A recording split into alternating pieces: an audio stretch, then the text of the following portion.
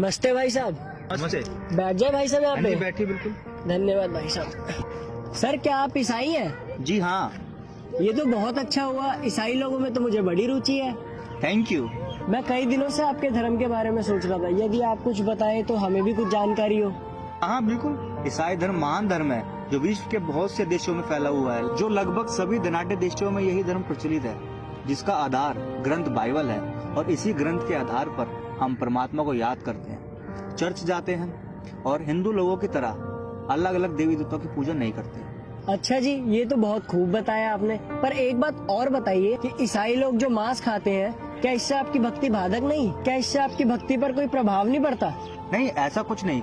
आप जो चाहे खा सकते हैं। माफी चाहूंगा भाई, पर मैंने एक बार एक संत का सत्संग सुना था। वो तो बाइबल के उत्पत्ति ग्रंथ में परमात्मा को साकार बता रहे थे। वे बाइबल में दिखा रहे थे कि परमात्मा ने नर नारी करके अपने स्वरूप अनुसार मानव का सर्जन किया। तो फिर आपकी निराकार वाली बात मेरे गले नहीं उतरी। और रही बात मांस खाने की, तो ये घोर पाप है। बाइबल के उत्पत्ति ग्रंथ में मनुष्य के आहार बताए हैं, उसमें मांस का कहीं भी जिक्र नहीं है। केवल बीज वाले पौधे व फलदार वृक्ष ही मानव के आहार बताए हैं। और क्या आप लोग फिर मांस खा के बाइबल का अपमान नहीं कर रहे? मैंने तो जैसा लोगों से सुना वैसा ही मान लिया और वैसे ही आपको बता दिया। मुझे बाइबल के बारे में ज्यादा जानकारी नहीं है। और क्या आप मुझे संत का नाम बता सकते हैं? नाम ही नहीं, मैं आपको वीडियो भी दिखा सकता हूँ। एक सेकंड, मेरे फोन में सेव है, ये देखिए। अब उसने परमात्मा ने मनुष्यों को अपने जैसा ही रचा, तो कैसा है भगवान? साकार है, नर आकार है, सह शरीर है। ये देखिएगा, ये पवित्र बाइबल। अब इसकी उत्पत्ति पर आते हैं हम, बिल्कुल स्टार्ट से ही। ये है जेनेसिस, यानी उत्पत्ति, आरंभ होती है। आदि में परमेश्वर ने आकाश और पृथ्वी की सृष्टि की, यानी ये बहुत सिंपल उसमें लिख रखा है। इस प्रकार पहला दिन हो गया, यानी सांझ हुई, भोर हुआ, इस प्रकार पहला दिन हो गया। फिर तो परमेश्वर ने उस मंत्र के प्रकाश का, सांझ हुई फिर भोर हुआ, इस प्रकार दूसरा दिन हो गया। सांझ हुई, भोर हुई, फिर तीसरा दिन हो गया। इनमें कुछ रचनाएं की परमात्मा ने। फिर देखो, अब 4 पृष्ठ पे पढ़ रहे हम। सांझ हुई फिर भोर हुआ, चौथा दिन हो गया। अब फिर हम यहाँ आगे 5 पृष्ठ पे जिन उत्पत्ति पढ़ रहे हैं, जेनेसिस। ये सांझ हुई फिर भोर हुआ, ये 5वां दिन हो गया। अब हम 6ठे दिन में आएंगे। फिर परमेश्वर ने कहा, हम मनुष्य को अपने स्वरूप के अनुसार अपनी समानता में बनाए, और वे समुद्र की मछलियों और आकाश के पक्षियों और घरेलू पशुओं और सारी पृथ्वी पर और सब रेंगने वाले जंतुओं पर जो पृथ्वी पर रेंगते अधिकार रखे। यानी उनसे समझदार हो, खावे नहीं उनको कि देश कार्य कोई गलत लगा बैठे। फिर कहते, तब परमेश्वर ने मनुष्य को अपने स्वरूप के अनुसार उत्पन्न किया। अपने स्वरूप के अनुसार परमेश्वर ने उसको उत्पन्न किया, नर और नारी करके उसने मनुष्यों की सृष्टि की। तो पुण्यात्माओं, कैसा है भगवान? नर आकार, हमारे जैसा। अब उसने परमात्मा ने मनुष्यों को अपने जैसा ही रचा, तो कैसा है भगवान? साकार है, नर आकार है, सह शरीर है। उसका नाम कबीर है, ये आगे सिद्ध करेंगे। और पुण्यात्माओं, पूरा विश्व ही भ्रमित है। पवित्र बाइबल की स्टडी करने वाले सभी ईसाई मानते हैं परमात्मा गॉड इज फॉर्मलेस। और बाइबल क्या कहता है? वो साकार है। तो हमने सभी धर्मों को जानने के लिए उनके पवित्र सदग्रंथों को ही आधार मानना चाहिए, ना कि किसी धर्म के व्यक्ति क्या कह रहे हैं और क्या पूजा कर रहे हैं उसको आधार नहीं मानना चाहिए। ना फिर इन पुस्तकों की आवश्यकता क्या थी, जिनको आज तक सिर पे रखे घूम रहे थे कि इस में सर्वश्रेष्ठ ज्ञान है, तो उस ज्ञान को ही आधार मानेंगे। और इस दास के अतिरिक्त विश्व में आज तक इसको कोई क्लियर नहीं कर सका।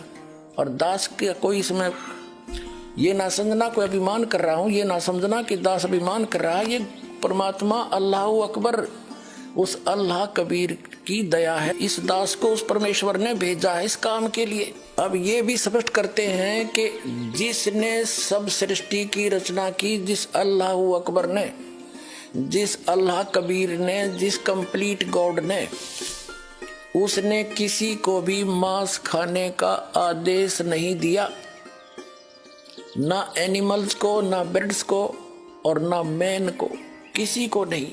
देखो पवित्र बाइबल पढ़ रहे हैं, उत्पत्ति ग्रंथ। फिर परमेश्वर ने कहा, हम मनुष्य को अपने स्वरूप के अनुसार अपनी समानता बनाएं और वे समुद्र की मछलियों और आकाश के पक्षियों और घरेलू पशुओं और सारी पृथ्वी पर और सब रेंगने वाले जंतुओं पर जो पृथ्वी पर रेंगते हैं अधिकार रखे। 27 में कहा कि तब परमेश्वर ने मनुष्य को अपने स्वरूप के अनुसार उत्पन्न किया। अपने ही स्वरूप के अनुसार परमेश्वर ने उसको उत्पन्न किया, नर और नारी करके उसने मनुष्यों की सृष्टि की। हो गया सिद्ध। God is in man form, परमात्मा मनुष्य आकार है। तो पुण्यात्माओं, अब आगे ये देखते हैं कि उस परमात्मा ने किसी को भी मांस खाने का आदेश नहीं दिया। देखो ये पढ़ लिया हमने 28 में। और परमेश्वर ने उनको आशीष दी और उनसे कहा, फूलो फलो और पृथ्वी पर भर जाओ और उसको अपने वश में कर लो, यानी पूरी पृथ्वी पर फैल जाओ, और समुद्र की मछलियों और आकाश के पक्षियों और पृथ्वी पर रेंगने वाले सब जंतुओं पर अधिकार रखो। अब जैसे अधिकार रखने का मतलब ये नहीं न मार के खा ले।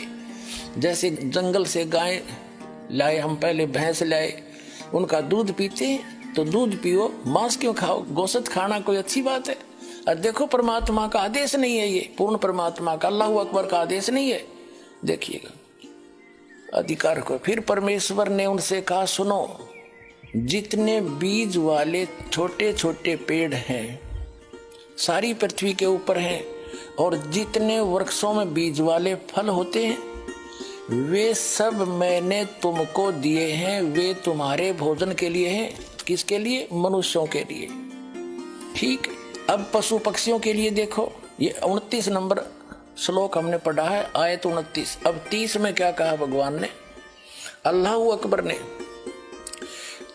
तो जितने पृथ्वी के पशु और आकाश के पक्षी और पृथ्वी पर रेंगने वाले जंतु हैं जिनमें जीवन का प्राण है, उन सब के खाने के लिए मैंने सब हरे हरे छोटे पेड़ दिए। और वैसा ही हो गया। तब परमेश्वर ने जो कुछ बनाया था सबको देखा तो क्या देखा कि वह बहुत ही अच्छा है। सांझ हुई फिर भोर हुआ, इस प्रकार 6वां दिन हो गया। यूं आकाश और पृथ्वी और उनकी सारी सेना का बनाना समाप्त हो गया और परमेश्वर ने अपना काम जिसे वह करता था 7वें दिन समाप्त किया। और उसने अपने किए हुए सारे काम से 7वें दिन विश्राम किया। और परमेश्वर ने 7वें दिन को आशीष दी और पवित्र ठहराया, क्योंकि उसमें उसने सृष्टि की रचना के अपने सारे काम से विश्राम लिया। तो पुण्यात्माओं, इससे स्पष्ट हो गया कि मांस खाने का आदेश किसी भी प्राणी को नहीं है। अब यहाँ समस्या पैदा कर देंगे ये अज्ञानी आपके सामने के शेर और जितने भी ये पशु हैं, हिंसक पशु जिनको मांसाहारी मानते हैं, तो ये इनको भगवान ने ऐसे पंजे दिए हैं, नुकीले दांत दिए हैं, तो ये तो एक मांस खाने के लिए दिए हैं। नहीं पुण्यात्माओं, ऐसे प्रमाण आपको दिखाएंगे कि ऐसे महापुरुष हुए हैं जिन्होंने शेरों को आशीर्वाद दे दिया, सिंह को, लायंस को। उन्होंने जीवन भर मांस नहीं खाया और बिल्कुल घास फूस खा करके, जैसे इनके पंजे किस लिए दिए हैं कि जैसे कीकर देखी होगी बबूल आपने, उसको ऐसा मोटा मोटा गोंद निकल जाता। पहले बहुत मजबूत तगड़ी तगड़ी कीकर होती थी, इतना इतना उनका गोंद लग जाता है और बहुत वो पौष्टिक होता है। ऐसे ही कुछ ऐसे पेड़ होते हैं जिनके अंदर बहुत अच्छा गुद्दा निकलता है, उनको पाड़ पाड़ कर ये खाते थे। तो इनको मांस खाने का अधिकार नहीं था, किसी को भी आदेश नहीं, और ना खाते थे। प्रारंभ में मांसाहारी प्राणी नहीं थे। तो फिर क्या हुआ, जैसे अब हम देखते हैं पवित्र हिंदू धर्म के अनुयायी पवित्र मुसलमानों को बुरा क्यों कहते थे? कि वो मांस खाते, इसलिए बुरा मानते थे कि वो मांस खाते। और सिख धर्म के अंदर 10 महापुरुष हुए हैं, उन 10 महापुरुषों ने कभी मांस छुआ तक नहीं, शराब कभी छुई तक नहीं, तम्बाकू सेवन किया नहीं। और ये तो सबसे पीछे चला हुआ धर्म है सिख धर्म। इसके अंदर कितनी बिजली गिर गई इतनी जल्दी, मांस खाने लगे जैसे भेड़िए खाते हैं, शराब पीने लगे और लुकमा सुकमा तम्बाकू भी सेवन करने लगे। क्या उन महापुरुषों का आदेश था कि तुम ये ऐसा जुल्म करो? या हिंदू धर्म के अंदर कोई ऐसा कोई आदेश है कि मांस खाओ? अगर किसी पुस्तक में मांस खाने का कोई लिखा है तो उस पूर्ण परमात्मा का आदेश नहीं है, वो किसी अन्य व्यक्ति का, फरिश्ते का, कोई देव का आदेश है, तो वो हमने मानना नहीं चाहिए। तो कहने का भाव ये है, उस पूर्ण परमात्मा ने उस तत्व ज्ञान में कहा है कि नबी मोहम्मद नमस्कार है, राम रसूल कहाया, 1,80,000 को सौगंध जिन नहीं कर चलाया। अरस कुरस पर अलह तकत है, खालिक बिन नहीं खाली, और वह पैगंबर पाक पुरुष थे साहिब के अब्दाली। जिन महापुरुषों का नाम लेकर तुम बिस्मल करते हो, गाय और बकरे काटते हो, कहते हैं 1,80,000 को सौगंध जिन नहीं कर चलाया। नबी मोहम्मद नमस्कार है, वो आदरणीय महापुरुष थे, और परमात्मा के राम रसूल कहाया, वो परमात्मा का राम का रसूल था, यानी पैगंबर था। और 1,80,000 ऐसे महापुरुष हुए हैं मुसलमान धर्म के अंदर। कहते 1,80,000 को सौगंध जिन नहीं कर चलाया, जिन्होंने ऐसे कोई बकरे वकरे गाय वगैरह नहीं काटी, उन्होंने कहते हैं अरस कुरस पर अलह तकत है, खालिक बिन नहीं खाली, और वह पैगंबर पाक पुरुष थे साहिब के अब्दाली। वो तो पवित्र आत्माएं थी, उस परमात्मा की कृपा पात्र थे। अरस कुरस पर आसमान के कति अंतिम छोर पर वो पूर्ण परमात्मा रहते हैं, और उस परमात्मा की दृष्टि से कोई जीव नहीं बचा है। वो सबका अंतर्यामी है, सबका जानकार है, एक जरा से जीव को भी नहीं बुलाता है, वो सब उसके वो सर्वज्ञ है। अरस कुरस पर अलह तकत है, खालिक बिन नहीं खाली, वह पैगंबर पाक पुरुष थे साहिब के अब्दाली। वो उस परमात्मा के, अल्लाह अकबर के, वो पूर्ण परमात्मा के कृपा पात्र थे। उन्होंने ऐसा मांस नहीं खाया जैसा तुम अब खा रहे हो। और जैसा कि दास कहना चाह रहा था, इसी प्रकार आगे चल के प्रत्येक धर्म के अंदर यह गिरावट आती चली गई। यार कमाल है, ये तो बहुत ही गजब का ज्ञान है। इसमें तो प्रमाण सहित दिखाया गया है। मैं तो पढ़ा लिखा होकर भी अंधा हुआ और लोगों की कई सुनी बातों पर ही चल रहा था। मैंने तो सुबह सुबह मेरी आंखें खोल दी। इस वीडियो को आप मेरे फोन में भी दे दीजिए, मैं अपने और भाइयों को दिखा सकूं।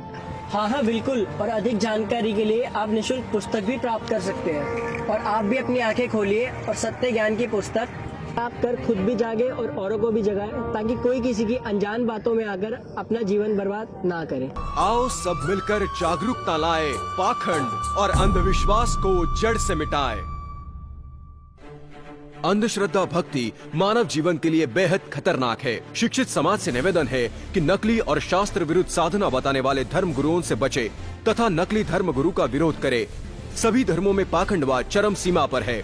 समाज को चाहिए कि गलत साधना बताने वाले धर्म गुरुओं का डटकर विरोध करे। पुस्तक अंधश्रद्धा भक्ति खतराए जान को पढ़े। हमारे इस वेबसाइट पर जाकर इस पुस्तक को निःशुल्क पाए, या फिर आपका पूरा नाम, पता और फोन नंबर इन नंबरों पर SMS करें। अवश्य देखिए जगत गुरु तत्वदर्शी संत रामपाल जी महाराज के मंगलमय प्रवचन हर रोज इन चैनलों पर।